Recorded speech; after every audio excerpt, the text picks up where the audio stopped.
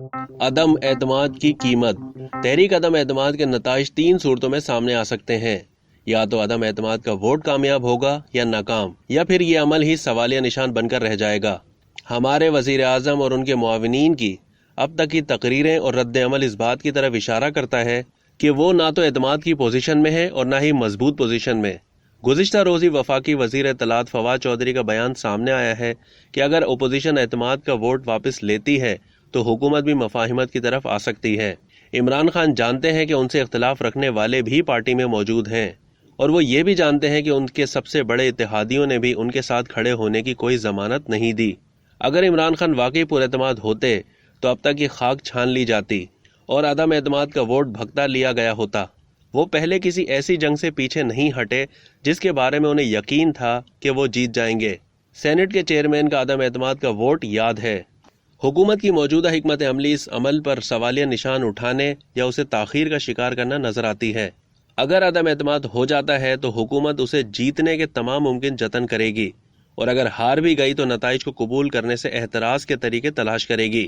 ایسی صورت میں آئینی بحران نوچتائے دیوار ہے۔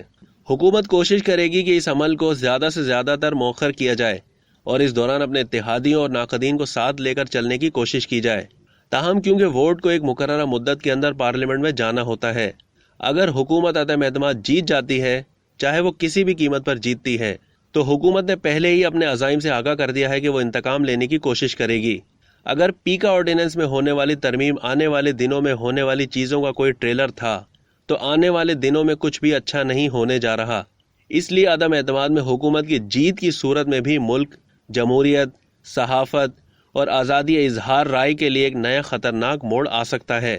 اب حکومت کے لیے دوسرا مسئلہ یہ درپیش ہے کہ اگر وہ عدم اعتماد کے ووٹ سے بچ بھی جاتی ہے تو پھر بھی کوئی ایسا طریقہ نہیں کہ وہ 1.5 سال کے اندر جادوئی طور پر عوام کو کچھ ڈیلیور کر سکے یا اپنی کارکردگی بہتر بنا سکے، جو وہ پچھلے 3.5 سال میں نہیں کر سکی۔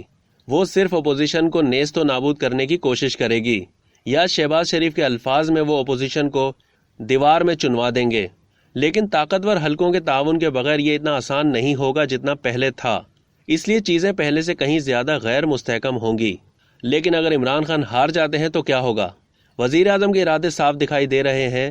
وہ ڈی چوک کے باہر بڑی ریلیاں اور 10 لاکھ لوگوں کا اجتماع کرنا چاہتے ہیں، جس کا مقصد یہ باور کروانا ہے کہ حکومت سے نکالے جانے کے باوجود لوگوں کی اکثریت میرے ساتھ ہے، جیسا کہ عمران خان کی باتوں اور انداز سے ظاہر ہوتا ہے۔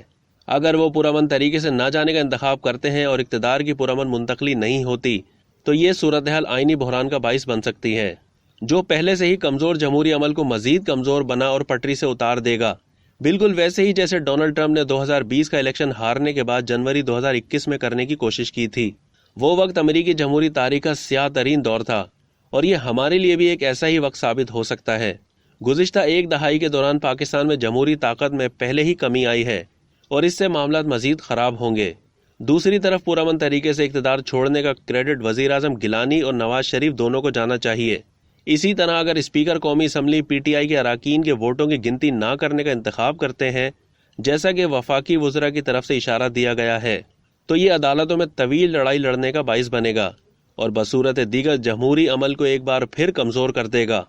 لیکن اس حوالے سے تازہ ترین خبر یہ ہے کہ قومی اسمبلی کے لیگل ڈپارٹمنٹ نے کہا ہے کہ ایسے تمام ووٹ گنتی میں شامل کیے جائیں گے اور ایسے اراکین کے خلاف تب تک کوئی کارروائی نہیں کی جا سکتی جب تک وہ حکومت مخالف ووٹ نہیں ڈالتے۔ ہمیں اس سے بھی زیادہ سنگین مسائل کا سامنا کرنا پڑ سکتا ہے۔ وزیر اعظم نے اقتصادی اور خارجہ دونوں محاذوں پر جو عدم اعتماد کے رد عمل کے طور پر اقدامات کیے ہیں، وہ ہمیں برسوں تک نقصان پہنچاتے رہیں گے۔ یہ ایک حقیقت ہے کہ ہمیں IMF کی ضرورت ہے۔ پیٹرول اور بجلی کی قیمتوں میں کمی، ایک اور ایمنسٹی اسکیم، معاشی قرضے اور امدادی ریلیف واضح طور پر IMF پروگرام اور اس کے لیے ہماری قربانیوں سے متصادم ہے۔ ہم نے صرف چند سال پہلے ہی ایسا کیا تھا جس کی ہمیں بھاری قیمت ادا کرنی پڑی۔ اس بار یہ قیمت ہماری معیشت اور ساکھ دونوں کے لیے بہت زیادہ ہوگی۔ اسی طرح ہم عوامی اور سیاسی تحریکوں کو اپنی خارجہ پالیسی پر اثر انداز نہیں ہونے دے سکتے۔